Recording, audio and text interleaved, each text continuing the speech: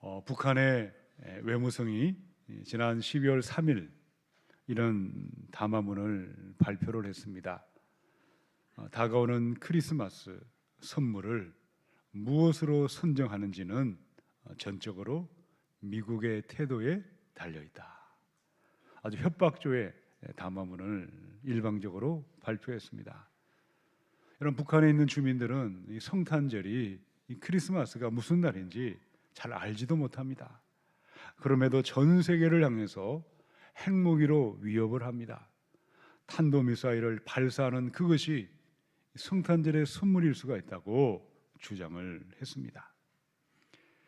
그러면 진정 북녘의 동포들에게 여러분, 성탄절의 선물은 무엇이겠습니까? 먹을 양식이 필요하지 않겠습니까?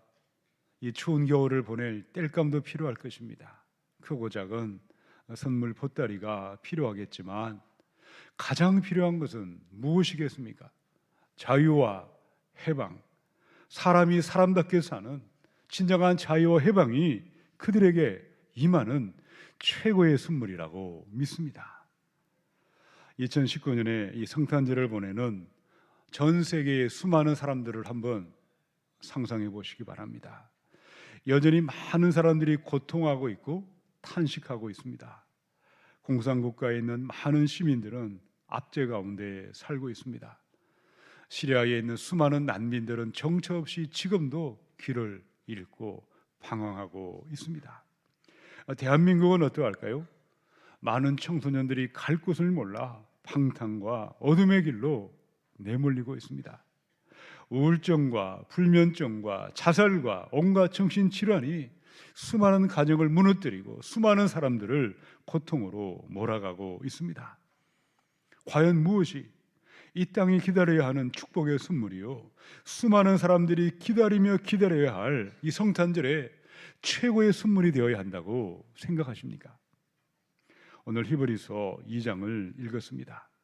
히브리서 기자는 혈과 육을, 피와 몸을 가진 사람으로 오신 예수님, 그 놀라운 성육신으로 말미암아 우리에게 임한 최고의 선물은 무엇이라고 말씀했습니까?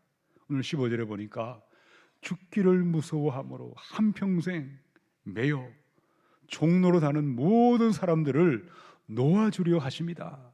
그들에게 자유와 해방을 주는 것이라고 선포하고 있습니다. 죄와 사망과 이 심판에서 자유함으로 인도하는 선물, 자유와 해방의 선물이 가장 위대한 이 성탄의 선물인 줄로 믿으시기 바랍니다. 이 시간 우리는 예배 자리에 함께 앉아 있습니다. 오늘 우리 가운데도 죄와 사망과 이 심판의 두려움으로 고통하고 있는 분들은 없으십니까? 오늘 선포되는 하나님의 말씀을 나에게 주시는 말씀으로 믿으시고 그대로 주장하셔서 자유와 해방의 선물, 가장 위대한 성탄의 선물이 나의 삶에 실제가 되어 나타나게 하시고 내 자녀와 가정과 온 땅에 고통하는 수많은 사람들에게 자유와 해방의 복음을 전하시며 이 복된 성탄을 우리 하나님의 영광을 올려드리며 나아가시기를 축원합니다. 하나님이 주시는 성탄의 선물, 자유와 해방의 위대한 선물이 내 삶의 실제가 되어 나타나는 사람들은 누구이겠습니까? 우리 첫 번째 14절의 말씀을 함께 읽습니다. 시작. 자녀들은 혈과 육에 속하였음에 그도 또한 같은 모양으로 혈과 육을 함께 지니심은 죽음을 통하여 죽음의 세력을 잡은 자 곧 마귀를 멸하시며. 아멘. 히브리서는 누가 썼을까요? 하나님만이 그 저자를 알고 계신다, 그런 말이 있듯이 누가 기록했는지 우리는 잘 알 수가 없습니다. 많은 추측이 있겠지만 미상의 편지였습니다. 히브리서를 받던 사람들은, 수신자들은 누구였을까요? 유대교를 신봉하던 유대인들이 기독교로 개종했던 사람들이었습니다. 그들에게는 환난과 핍박이 찾아왔을 때 배교의 위기에 처한 그리스도인들이었습니다. 이 배교의 시대에 환난과 핍박 앞에 어떻게 바른 믿음을 지키며 구원의 길을 걸어갈 것인지 그들에게는 너무도 긴박한 도전이었습니다. 21세기를 살고 있는 우리의 모습은 어떠하십니까? 이 말세지마를 살고 있습니다. 이단과 사이비가 처처에 난립하고 있습니다. 어떻게 이단 사이비에 미혹당하지 않고 참된 자유와 해방의 복음을 믿으며 누리며 풍성한 복을 온 땅에 전하며 살아갈 수가 있겠습니까? 오늘 14절에 보니까 예수 그리스도가 누구신가, 예수님이 어떤 분이신지 기초가 튼튼하고 토대가 흔들리지 말아야 하겠습니다. 여러분, 예수님은 누구실까요?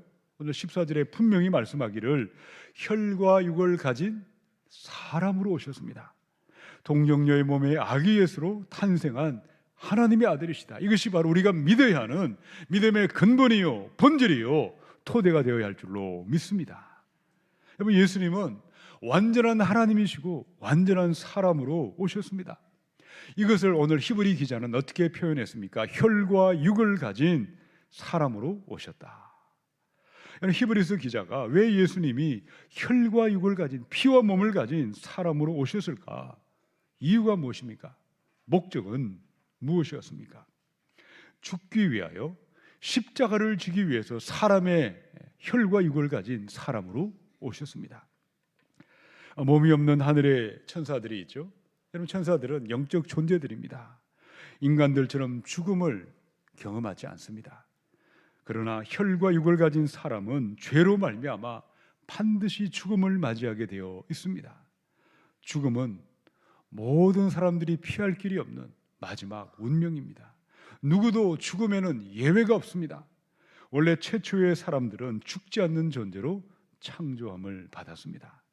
그런데 마귀의 미혹을 받아 범죄함으로 죄가 들어오고 죄로 말미암아 죽음이 시작되고 마귀는 이 죽음의 세력을 차지했습니다. 그러나 영죽을 죄인들을 살리시기 위하여 하나님의 비밀이, 놀라운 섭리와 계획이 나타났습니다. 그것이 무엇일까요?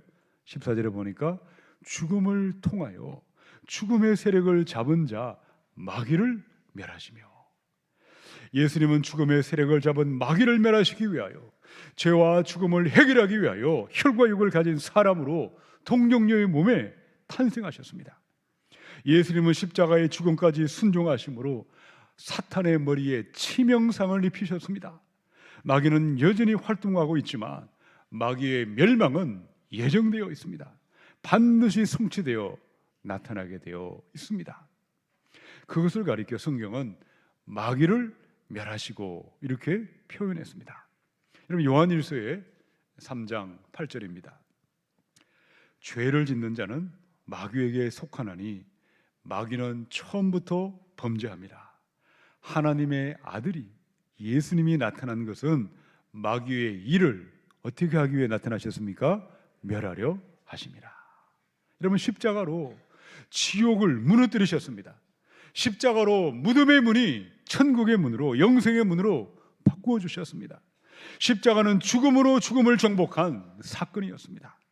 계시록의 1장의 18절, 내가 전에 죽었었노라 볼지어다 이제 세세토록 살아있어 사망과 음부의 열쇠를 가졌노라.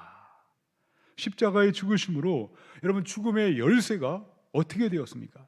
우리 예수님께 옮겨지고 말았습니다.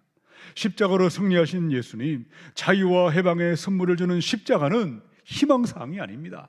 서술책의 이야기가 아닙니다. 실제 사건이었고 역사적인 사건이었습니다. 15절에 이 성탄의 최고의 선물, 자유와 해방의 선물을 누리고 경험하는 첫 번째 비밀은 무엇이라고 말씀했습니까? 우리 15절을 함께 읽습니다. 시작. 또 죽기를 무서워함으로 한평생 매여 종로로 나는 모든 자들을 놓아주려 하심이니. 아멘. 예수님은 십자가의 죽으심으로 죽음을 이기셨습니다. 3일 만에 부활하심으로 죄와 어둠의 종로로 타는 사람, 마귀의 종로로 타는 모든 사람을 해방시키셨습니다. 그런데 문제는 무엇일까요? 십자가의 승리는 세세 무궁토록 소리치고 증거하고 있지만 믿지 아니할 때에, 십자가 부활을 나의 것으로 받아들이지 아니할 때에 이 15절의 말씀이 그대로 나타날 수밖에 없습니다. 한평생을 살며 돈에 매여 살아가고 고통하는 것입니다. 한평생을 살아도 쾌락과 욕망과 죽음과 마귀의 노예가 되어 죽음을 두려워하고 귀신을 두려워하고 이 땅의 삶도 지옥 같은 삶을 살고 죽었어도 영원한 지옥으로 추락할 수밖에 없는 것입니다. 그러나 고린도전서 15장의 55절입니다. 사망아 너희의 승리가 어디 있느냐? 사망아 내가 쏘는 것이 어디 있느냐? 57절 우리 주 예수 그리스도로 말미암아 우리에게 승리를 주시는 하나님께 감사하노라. 아멘. 십자가의 승리를 믿으십니까? 진정으로 부활을 믿고 계십니까? 예수의 부활이 나의 부활됨을 확신하고 붙들고 계십니까? 그리할 때에 두려움이 사라질 것입니다. 걱정 의심이 떠나갈 것입니다. 생명과 평안이 임하게 하십니다. 결코 정죄함이 없는 자유와 해방의 선물, 위대한 축복이 임하게 하실 줄로 믿습니다. 해수로 만 10년이 더 된 것 같습니다. 꿈으로 보았던 생생한 장면을 아직도 저는 기억하고 있습니다. 모 교회에 담당 목사로 있었습니다. 마치 담임 목사 같은 자리에 있었다가 어느 날 갑자기 부목사로 발령이 났습니다. 바로 그 즈음에 꿈을 꾸게 되었는데 꿈속에서 제가 한 가게를 들어가게 되었습니다. 그 가게에 들어가서 입을 옷을 달라고 하는데 직원들이 저에게는 옷을 주지 않는 것입니다. 아무리 달라고 사정을 해도 옷을 주지 않았습니다. 외면당하고 말았습니다. 그런데 그때 집주인이 나타나셔서 말을 합니다. 저 사람에게 옷을 입혀라. 신기한 것은 옷을 입기 전에 아주 사납고 난폭한 개들이 엄청 지저대고 입을 벌려 저에게 달려들고 있었습니다. 그런데 자세히 보니까 그 개들이 그 목이 목줄에 매여 있었다는 것입니다. 저는 그 꿈을 생각할 때마다 지금 이 땅에 예수 믿고 있는 우리 많은 그리스도인들의 모습이 아닐까 생각해 보았습니다. 마귀는 십자가에서 결정적으로 패배했습니다. 영원한 불못의 심판은 피할래야 피할 길이 없습니다. 그러나 현실은 어떠합니까? 마귀는 우는 사자처럼 돌아다니며 연약한 몸을 가진 인간들을 두려움에 떨게 하고 죽음의 공포로 몰아가고 있습니다. 끊임없이 성도들을 미혹하고 괴롭히며 협박하고 있습니다. 맹수처럼 커다란 입을 벌리며 우리에게 끊임없이 달려들고 있습니다. 그러나 기억하시기 바랍니다. 마귀의 목은 목줄에 매여 있는 개들의 신세에 불과한 것입니다. 마귀는 십자가와 부활로 패배하고 말았습니다.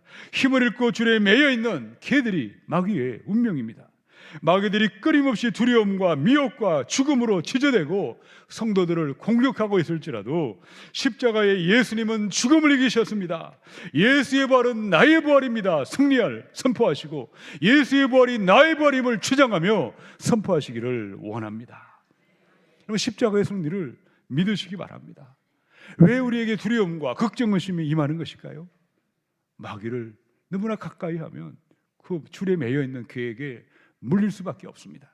깨어서 마귀를 대적하시고 십자가의 승리는 나의 승리요 예수의 부활은 나의 부활임을 믿고 주장하며 선포하셔서 오늘 우리의 삶 가운데에 자유와 해방의 위대한 복음을 누리시며 위대한 이 복음을 온 땅에 전하시는 위대한 이 성탄의 승리자들이 되시기를 주님의 이름으로 축원합니다. 우리 두 번째 16절에 있는 말씀을 함께 읽습니다. 시작. 이는 확실히 천사들을 붙들어 주려 하심이 아니요 오직 아브라함의 자손을 붙들어 주려 하심이라. 아멘. 하나님의 아들이 사람이 되셨습니다. 동정녀의 몸에 탄생하신 그 사건은 천사들을 붙들어 주기 위함이 아니라고 말씀했습니다. 이런 누구를 붙들어 주기 위함이었습니까?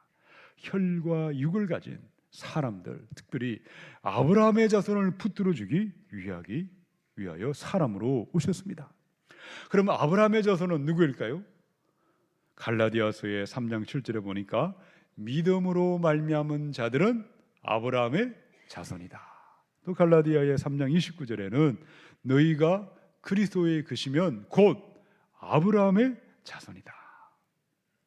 유대인들은 자신들이야말로 택한 민족이요 아브라함의 자손이라고 확신했습니다. 그런데 성경은 어떻게 말씀했습니까? 믿음의 사람, 그리스도의 사람들이 아브라함의 자손들이다. 아브라함은 장차 그리스도가 오리라, 메시아가 오리라를 믿고 기다렸습니다. 아브라함의 자손들도 마찬가지입니다. 예수님이 그리스도심을 믿을 때에, 아브라함의 믿음이 있을 때에 아브라함의 자손들이 되는 것입니다. 그런데 16절의 말씀을 곰곰이 묵상해 보면 어떤 사실을 발견할 수 있습니까? 예수님의 십자가를 믿고 있습니다. 예수의 부활 또한 믿고 있습니다. 그럼에도 그 삶의 실존과 현실은 어떠합니까? 하나님이 붙들어 주지 아니하시면, 하나님이 나를 지켜주지 아니하시고 하나님의 은혜가 임하지 아니하면, 오늘 15절의 말씀 그대로 수많은 사람들은 죽기를 무서워함으로 한평생 돈에 매여 고통하며 살고 있습니다.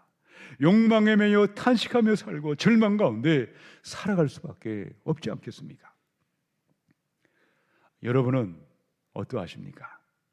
십자가를 믿으시고 부활도 믿고 있는 줄로 알고 있습니다. 그럼에도 여전히 죽음 앞에 탄식하고 있다면, 이 죽음보다 이 죽음의 공포로 두려워하고 떨고 있는 분들은 없으십니까? 종교개혁을 시작한 마틴 루터가 이렇게 말을 했습니다. 죽음을 두려워하는 사람, 기꺼이 죽음을 맞이하려고 하지 않는 사람은 진실한 의미에서 그리스도인이 아닙니다. 그 사람은 부활의 신앙을 갖고 있지 않습니다. 이 땅의 삶을 저 천국보다 더 사랑하고 있기 때문입니다. 우리의 모습은 어떠하십니까? 죽음 넘어 천국과 지옥이 있음을 믿으십니까? 언젠가 나의 호흡이 끝이 날 때에, 나의 심장이 더 이상 뛰지 아니할 때에, 싸늘한 시신으로 죽음을 맞이할 때에 나의 모습은 어떠해야 하겠습니까?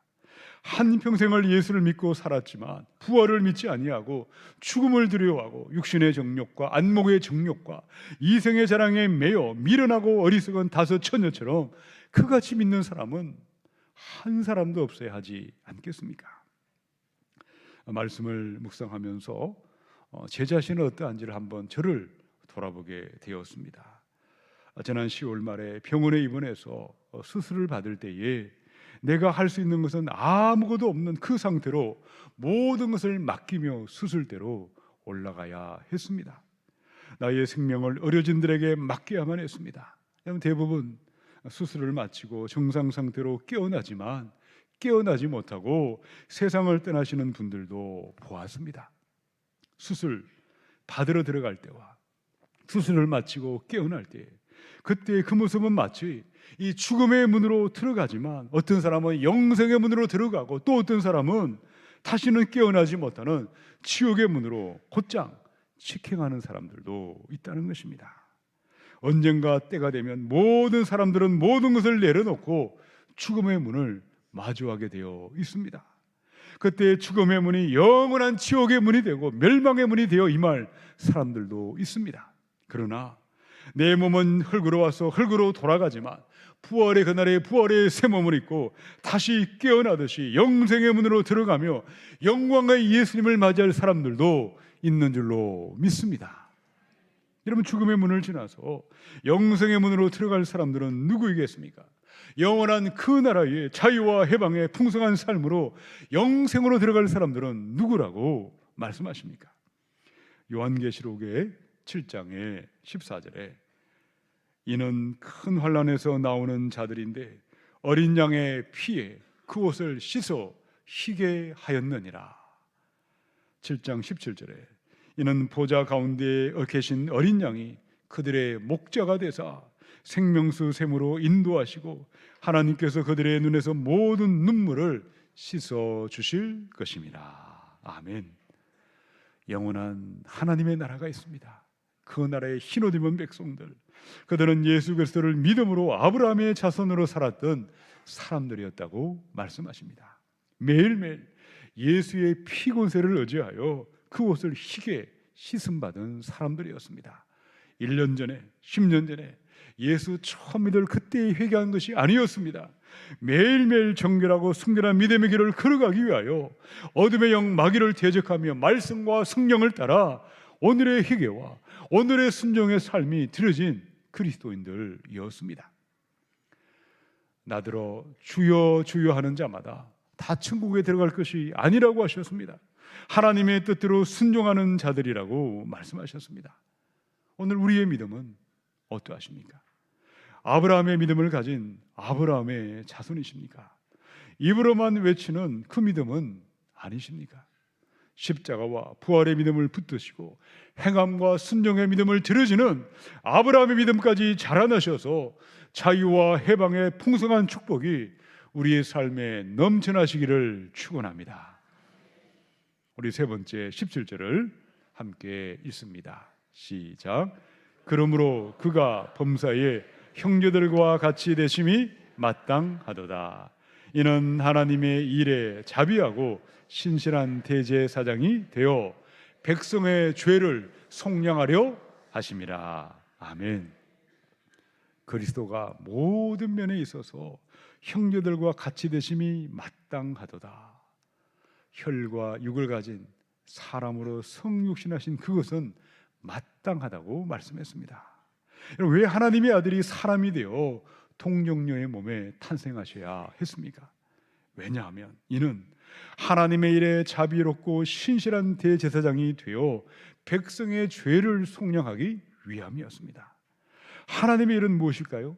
죄를 말미암아 죄로 인하여 아들을 보내시고 아들의 죽음으로 마귀를 멸하시며 죄인을 구속하는 속량하는 그것이 하나님의 일이었습니다. 성육신하신 예수님은 자비롭고 신실한 대제사장으로 오셨습니다. 하나님과 죄인들 사이에 자기의 피로 화평을 이루신 자비로우신 대제사장이십니다. 십자가를 참으시고 부끄러움을 개의치 아니하신 신실한 대제사장이셨습니다. 그럼 구약 시대에 이스라엘의 대제사장은 백성들의 죄를 씻기 위하여 1년에 한 차례 짐승의 피를 담아서 시성소로 들어가야만 했습니다. 그러나 예수님은 어떤 일을 하셨습니까? 짐승의 피가 아니라 자신의 피로 십자가의 보혈로 죄와 사망의 권세를 깨뜨리시고 믿는 자마다 자유와 해방의 위대한 선물을, 구원의 속량함의 선물을 허락하여 주셨습니다. 여러분, 히브리서 9장의 12절, 염소와 송아지의 피로 하지 아니하고 오직 자기의 피로 영원한 속죄를 이루사 단번에 성소에 들어가셨느니라. 14절에 하물며 영원하신 성령으로 말미암아 흠없는 자기를 하나님께 드린 그리스도의 피가 어찌 너희 양심을 죽은행실에서 깨끗하게 하고 살아계신 하나님을 섬기게 하지 못하겠느냐. 성육신하신 예수님, 성탄의 위대한 선물은 십자가의 보혈로 우리의 죄를 속량하신 자유와 해방의 선물을 허락하셨습니다. 오늘도 많은 분들이 하나님의 전에 예배하러 오셨습니다. 성전의 마당만 밟고 돌아가는 분들도 있을 것입니다. 두리번 사람 구경을 하다가 돌아가는 분들도 있겠지만, 여러분 모두가 예수의 보혈을 믿으심으로 지성소로 들어가시고 구속의 은혜, 속량의 은혜, 자유와 해방의 풍성한 복을 누리며 경험하며 내 삶의 실제가 되어 나타나야 하겠습니다. 어떻게 풍성한 복이 내 삶의 현실이 되고 실제가 되어 나타날 수가 있겠습니까? 우리 18절에 있는 말씀을 함께 읽습니다. 시작. 그가 시험을 받아 고난을 당하셨은즉 시험 받는 자들을 능히 도우실 수 있느니라. 아멘. 예수님이 사람이 되셨습니다. 사람으로 오셨기에 사람이 당하는 굶주림과 배고픔과 피곤함과 목마름과 모든 시험, 모든 고난을 다 담당하셨기에 같은 시험 당하는 사람, 같은 고난 당하는 사람을 언제든지 누구든지 도와주실 수가 있는 것입니다. 이 시간 시험 당하는 분들이 계십니까? 고난의 터널을 통과하는 분들이 계십니까? 예수님이 어떤 분인지를 항상 기억하시기 바랍니다. 저를 따라서 우리 한번 선포하십시다. 예수님은 반드시 나를 도와주십니다. 아멘. 오늘 히브리서 기자는 히브리 4장의 15, 16절에 누구에게 주님의 도우심이 임하는지를 말씀했습니다. 우리에게 있는 대제사장은 우리의 연약함을 동정하지 못하실 리가 아니요 모든 일에 우리와 똑같이 시험을 받으신 이로되 죄는 없으시니라. 자, 우리 16절은 함께 읽습니다. 시작. 그러므로 우리는 긍휼하심을 받고 때를 따라 돕는 은혜를 얻기 위하여 은혜의 보좌 앞에 담대히 나아갈 것이니라. 아멘. 이런 믿는 자마다 도와주시는 하나님의 은혜, 자유와 해방의 저 선물은 저 한강물이 도도히 흘러내리는 것처럼 풍성하게 차고 넘쳐나도록 끊임없이 그 축복은 흘러내리고 있습니다. 그러나 기도하지 아니할 때에, 은혜의 보좌 앞으로 나아가지 아니할 때에 축복의 강물은 넘쳐나도록 흘러내리고 있지만 우리는 한 방울의 물도 마시지 못하고 갈증과 목마름으로 살아갈 수밖에 없습니다. 그러나 입을 열어 부르짖어 기도하십시다. 은혜의 보좌 앞으로 나아가 도움을 구하시며 은혜를 구하고 기도하십시다. 반드시 자유와 해방의 선물이, 풍성한 축복의 선물은 우리의 삶에 현실이 되어 실제가 되어 차고 넘쳐나게 하실 줄로 믿습니다. 한국 전쟁을 치르는 동안에 이 대한민국이 받았던 최고의 성탄의 선물이 무엇인지를 기억하십니까? 1950년도 12월 23일 날 정원 60명을 태울 수 있었던 화물선이 몇 명을 태웠을까요? 무려 1만 4천 명의 소중한 생명을 싣고 성탄절 아침이던 12월 25일 거제도의 장생포항에 바로 입항한 사건이었습니다. 이런 그 사건은 한마디로 기적 중에 기적이었습니다. 수많은 피난민들이 자유와 해방의 땅을 찾아서 저 죽음의 땅, 폭력의 땅을 탈출했습니다. 손에 손을 잡고 어린 자식들을 등에 업고 돛다기를 들고 추운 겨울에 깊은 바다로 몰려왔습니다. 흥남부들은 발 디딜 틈이 없이 인산인해를 이루었습니다. 아비규환의 그 현장에서 끝없이 몰려들던 수많은 피난민들을 그 누구도 돌아볼 마음이 없었습니다. 그런데 하나님은 그때 놀라운 선물을 준비하셨습니다. 미국의 제10군단의 참모부장이던 에드워드 포니 대령이 세척의 상선을 지휘하여 5만 명을 피난시키셨습니다. 또한 최고의 성탄의 선물은 6,000톤급의 빅토리호에서 일어났습니다. 레너드 라루 선장은 쌍안경으로 항구로 몰려들던 피난민들을 바라보고 있다가 갑자기 배에 싣고 있던 많은 화물들을 바다에 쏟아 붓기 시작했습니다. 그 대신에 그 자리에 14,000명의 피난민들을 태운 채 자유와 해방의 땅을 향하여 출항을 시작했습니다. 전쟁이 끝나고 선장은 수도원에 들어가 수도사가 되어서 자신의 남은 삶을 기도하며 세상을 떠났습니다. 그때의 그 기적은 어떻게 일어났을까요? 나는 어떻게 그 작은 배가 그렇게 많은 사람들을 태울 수 있었는지, 한 사람의 생명도 다치지 않고 죽음을 넘어올 수 있었는지, 그의 크리스마스, 황량한 한국의 바다, 고난의 항해 가운데에 하나님의 손이 친히 그 배를 인도하고 있었음을 믿고 있었습니다. 여러분, 십자가와 부활을 믿는 기도하는 그 한 사람, 은혜의 보좌 앞에 나아가 엎드려 부르짖고 기도하는 그 한 사람, 고통하는 수많은 생명을 바라보며 행함과 순종의 믿음을 드렸던 그 한 사람으로 말미암아 자유와 해방과 위대한 축복의 선물이 이 땅에 임한 줄로 믿습니다. 여러분, 지금도 마찬가지가 아니겠습니까?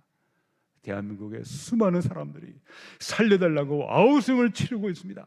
정치와 경제와 사회와 문화와 국방과 교육과 이 땅에 영령받아 성한 곳이 없이 무너져 내리고 있습니다. 이제 2019년도 내일과 모레 이틀이 지나면 끝이 날 것입니다. 언젠가 우리의 생명도 끝이 날 그때에 이 땅의 삶으로 끝나는 그 시간, 우리의 믿음이 어떻게 발견되어야 하겠습니까?